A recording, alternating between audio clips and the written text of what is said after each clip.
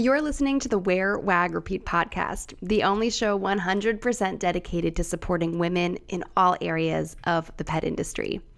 I'm your host and the founder of Wear Wag Repeat, Tori Mystic. On today's episode, I want to talk to you about the power of collaboration, especially as solopreneurs or small teams, and especially in the pet industry. This is so powerful, and I am seeing a lot of people lately feeling a little bit isolated or feeling hesitant to share what they're working on or what they're doing, or just to share their skills and what they bring to the pet industry with other people because they're worried about it in some way, shape, or form. Worried maybe that someone's going to steal their ideas or someone's going to steal their business. There's a lot of scarcity mindset coming into place, and I think it has a lot to do with what is going on in our culture and in our country. If you're listening to this, I'm based in the United States, and I think there's just a lot going on out there that is giving us this scarcity mindset. So I want to kind of jolt you awake and tell you that there's plenty to go around. The pet industry is, I looked up some data from the American Pet Products Association, and it said that the pet industry was worth $150 billion in 2024. But I saw other stats that said it's like over $300 billion. However you slice it, there is plenty of pie to go around for everyone when we're talking about hundreds of billions of dollars. So we don't have to feel like there's not enough to go around or that we need to be so guarded about what we're working on and what we're doing. The best way to help pet parents and the best way to grow your business and grow your revenue is to share your wealth and share your knowledge. So this episode is really inspired by a wine tasting event that I went to recently, a couple weeks ago. It was a local wine tasting here in Pittsburgh, but it wasn't local wines. So that kind of threw us off. Michael and I went to this and we were worried it was going to be all Pennsylvania wines, which notoriously are not very good. And so we were really pleasantly surprised when we found out the wine was actually from Argentina, but it is a local man who owns the wine label, and also he goes down to Argentina a couple of times a year, helps with the harvest, helps put it together. They're his wines. He just lives here in Pittsburgh, but they're made in Argentina. And in this wine tasting, he was telling us a lot of stories about how it's made, and just he's fallen in love with the culture of winemaking, and especially with the culture of winemaking in Argentina, and just how I guess just what passion people bring to it. And so he shared this quote, and I pulled my phone out. It wasn't even a quote. He was just telling a story, but I pulled my phone out and I wrote it down because it just like lit me up. So here's what he said. The best winemaker shares his knowledge with other winemakers. This raises the knowledge, innovation, and quality of the wine from their region. Just think about that for a second.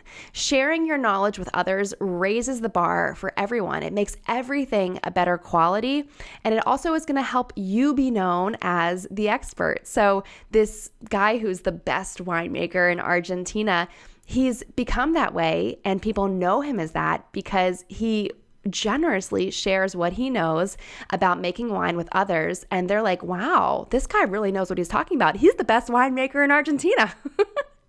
So I would love for that to be you. I would love for you to share your expertise and your knowledge with other people in the pet industry and other pet parents, because it is just going to raise the general knowledge and understanding that people have of pets, no matter what you do. If you're a dog trainer, a pet sitter, a product maker, a treat maker, a blogger, content creator, whatever you do, sharing your expertise, sharing your knowledge, and sharing your experience is going to raise the quality of the pet industry as a whole. So think about that. You play a really important part in the general quality of the pet industry. So we need you. We need you out here.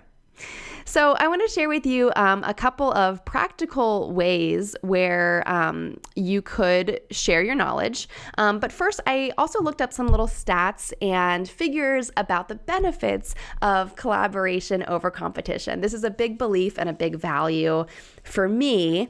And so I love looking up these kind of stats. In general, collaborating with other petpreneurs can really lead to shared success. Finding people who are like-minded, who have the same values as you. Maybe you're really passionate about sustainability, and you can find other pet business owners in all kinds of niches who are also passionate about sustainability, and you could find ways to collaborate. I think the important part here is that we're finding people who have shared values and a shared mindset with us, because you're really going to be able to kind of speak the same language when you are collaborating on things. There's a lot of stats out there that say that partnerships and collaboration can really drive innovation and new business opportunities. In fact, entrepreneur.com says that 60% of entrepreneurs say that partnerships and collaborations help drive new business opportunities. I mean, when you look at the biggest companies in the world, like let's think about Target. They're constantly doing collaborations with small brands and even bloggers and makers to get different products into their stores. And I know a couple people whose products have been picked up by Target, and it's really exciting. And it just generally drives innovation in whatever industry they're in. I'm thinking one of my friends, Emily, she has an inflatable pool business, and she makes like really cute aesthetic inflatable pools, not like your old school ones. You may have seen them at Target. They're like the scalloped edge and just monstera leaves and pretty colors and all of that stuff. She has really driven innovation, I think, in that field. And for better or for worse, other companies are coming up and creating similar aesthetic inflatable pools and outdoor party accessories and things like that. But they're really driven by the collaboration that Emily had with Target. So that's really inspiring. And on a smaller scale, you can really see how you could collaborate with a local dog groomer or a veterinarian or a trainer or anyone that you can think of to kind of drive ideas. I personally love brainstorming. I'm constantly brainstorming in Wear Wag Repeat Society. Any of my members will tell you that I will give them loads of ideas because I just love what happens when we're all discussing and talking and thinking about things together, talking it out. You end up coming up with really great ideas that are much better than your initial idea that you might have thought of just on your own.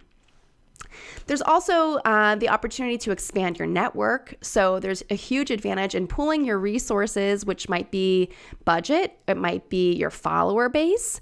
There's a lot of advantages in that to grow your business, to grow who you're able to reach.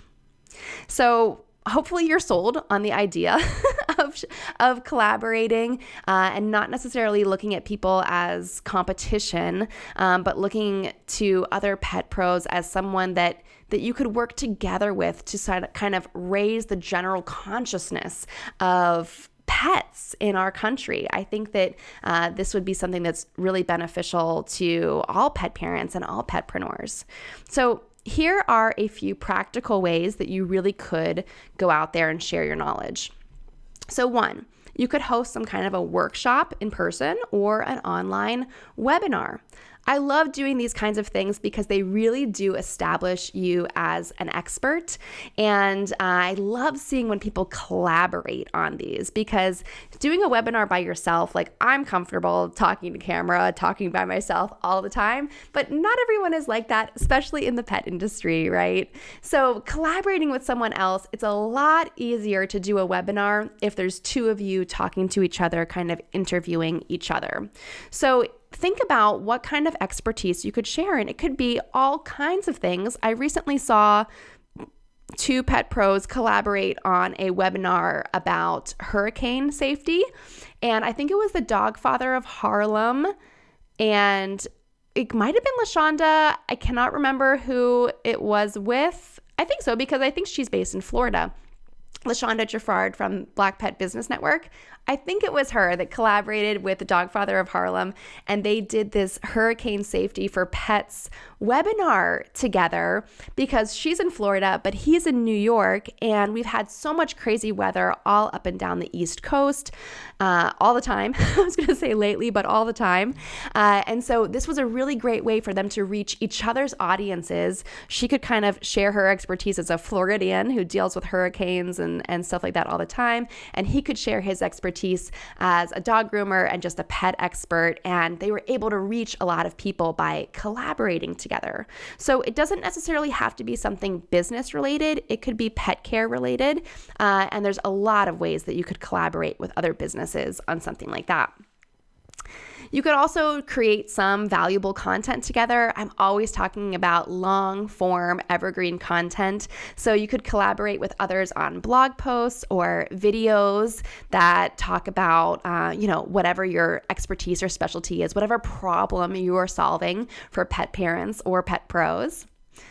You can also share your knowledge and collaborate by engaging in online communities. So there's a lot of Facebook groups. Lately, I've been getting on Reddit. That's at the recommendation of Britt Kastchak from the Cast Pack.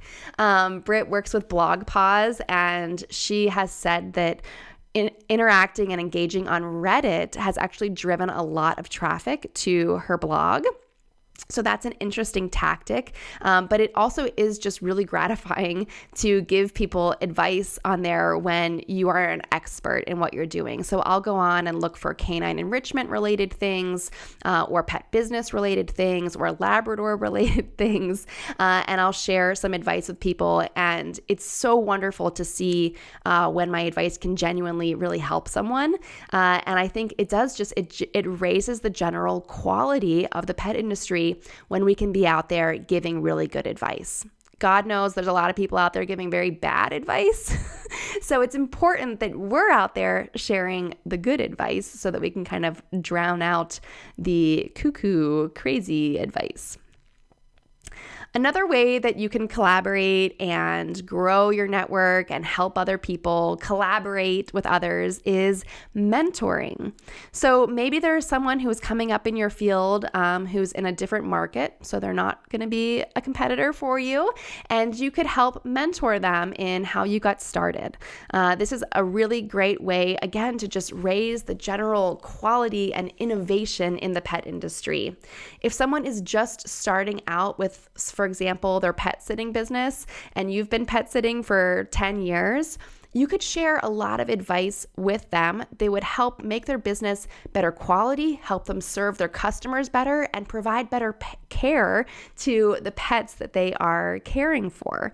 So you can see how this really does raise the quality and innovation of the pet industry when we collaborate and help each other, especially through mentorship opportunities.